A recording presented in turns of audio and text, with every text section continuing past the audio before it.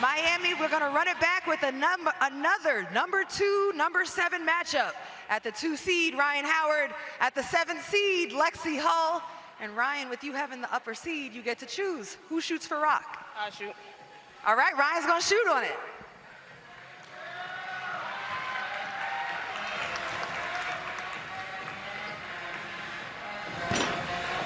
Check ball, Lexie Hull with the first possession. Okay, our second matchup in Pod B. The winner advances to take on Courtney Williams, the 6th seed in Pod B. Courtney already advancing with Tiffany Hayes being out as Hull drives to the basket. And Howard comes up with a stop, just tips the ball to the outlet passer. One on each side of the floor. A deep triple for Howard. Ball back to Hull. Courtney Williams here scouting too. She's watching everyone. She's looking at the tendencies. She's figuring out the strategies. All-time stuff from Courtney Williams and Alicia Gray in the lead-up to the Sprite one-on-one tournament. Rhyne Howard averaging 17 a game so far here in Miami. Sidestep 3 is good. Rhyne Howard. And the thing you got to be careful with Howard, once she sees one go through, she can score in bunches. Also, Rhyne Howard is so smooth. Like, her ability to shoot is really she has one of the prettiest shots, I think, of all of the women in Unrivaled. But Lexie Hull, those types of moves, she's going to have to finish if she wants to come out with a win. She's had 2 there that Howard tried to absorb. Nola Henry is the head coach of Rose Basketball Club. Lexie Hull relentless in her effort and energy. Not just on defense, also learning in this 3-on-3 format at Unrivaled.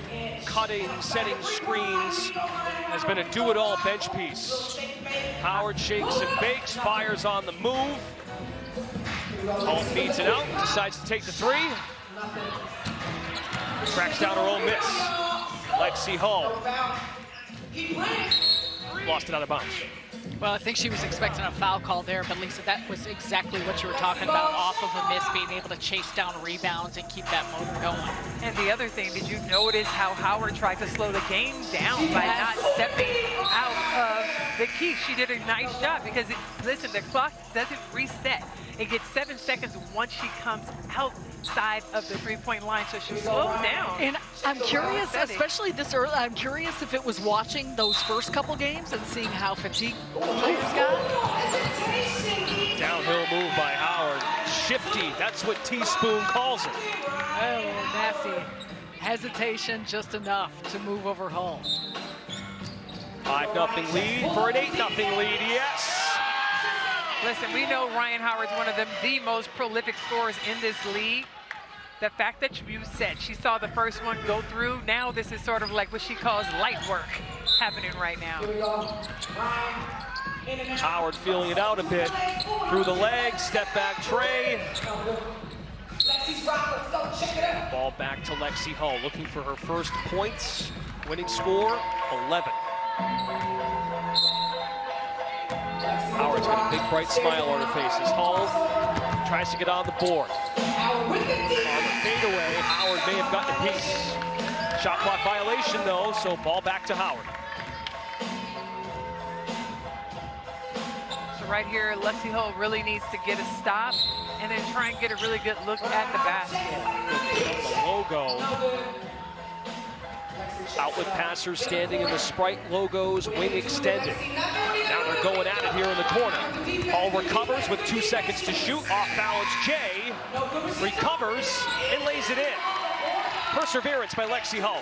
Perseverance by Lexie Hull, and that she's going to need more of that. She's missed a few chippies that if she had made those baskets to be closer. So now it's like pick and choose. Does she want the 3 or try and get to the basket and maybe get fouled to get to the free throw line? Just like you would do at the park, it's make it, take it. Howard's really been able to use her size defensively on the inside. Anytime Hull has put it on the floor and tried to get into the paint, she hasn't gotten off a very good shot in the mid-range. Rhyne Howard at 6'2", pull-up 3. That's why this matchup is so fascinating in Pod B. You know, Lexie Hull's also a guard with length and wingspan at 6'1". I think the other thing Rhyne Howard's trying to do is not get too overexerted. Like, don't run after shots that she feels she can't get to. Use your energy a little bit. Oh, the step-through move by Lexie Hull.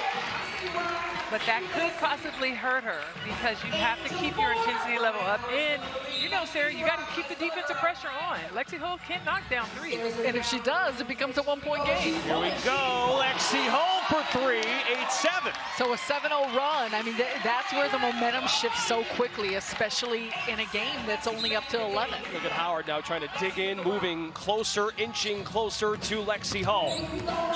Has her arm extended for separation, weaves inside. Ball was tipped, shot clock violation. Ball back to Howard. She can win it with a 3. And she's been looking for the 3 the last couple of possessions. I think she's been aware of that, but they have not gone down, so I'm curious what she does here. She goes, head fake, Howard for the win. Chasing for it, nabs it, banks it in, 10-7. And there's the shift because she hadn't been going in for those rebounds with that type of urgency. I think Hull looks back at her as opposed to blocking her out, allowed for Howard to come through with it. Kind of a good strategy, though, because she mixed it up. That was the first time she actually went for the offensive rebound. Make it take it, Howard. Steps in, using the dip, doesn't go, recovers. Howard, Hull gets a stop. Now does she go to a 3 to tie? 2 buckets can win it for Hull. And a reach-in foul by Rhyne Howard. One thing I can tell you after watching Lexie Hull in this league, she is a fighter. She works so hard, and you got to appreciate that. She's been an excellent on defense, and her offense has come through. And I remember just, you know, Coach Nola talking about she's kicking herself, not putting Lexie in more.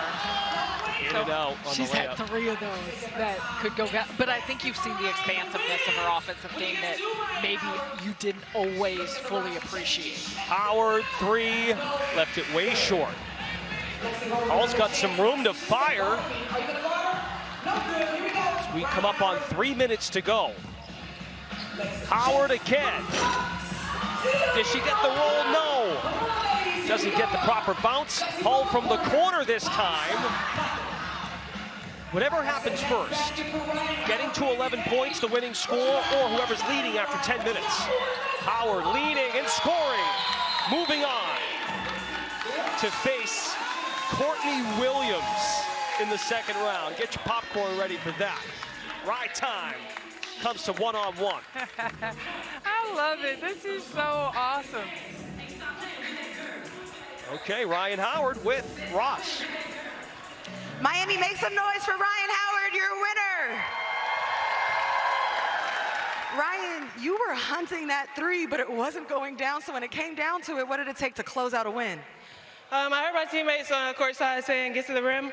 I know that I'm very capable of doing that as well. So being able to settle in, settle down, catch my breath, and go get something easy. You know, it wasn't just about your offense. You got some defensive stops out there. What's the statement your defense needs to make in this tournament? I play D. I play D, simple as that. How does your game fit the one-on-one tournament format, and just how can you exploit it? I think it's kind of similar to 3x3 in like the Olympics because it's continuous. There's like not many stops. So being able to have the capacity physically and mentally to keep going. Your next opponent is Courtney Williams, who's sitting here courtside scouting your game. We see you, Courtney. How do you look forward to that matchup against Court? We all see what she had to say on Twitter, man. It's going to be a good one tomorrow. Good luck, congratulations. Oh, wait, here goes your name, Ryan. You advance your name on the board. Appreciate that, thank you. All right, Rhyne Howard moving on in Pod B to face Courtney Williams. Again, she's moving on due to Tiffany Hayes being out. Interesting perspective bringing up the Olympics as well as some of the layering you can do, Lisa, from 3-on-3 that Howard's applying here. I thought she did it excellently. She used her energy and was very explosive when she was on offense with the ball. she also used a lot of energy when she was on ball tight. But for long shots, Sarah, she picked and chose when she wanted to like really run after that ball or let it go. And I thought that was pretty smart.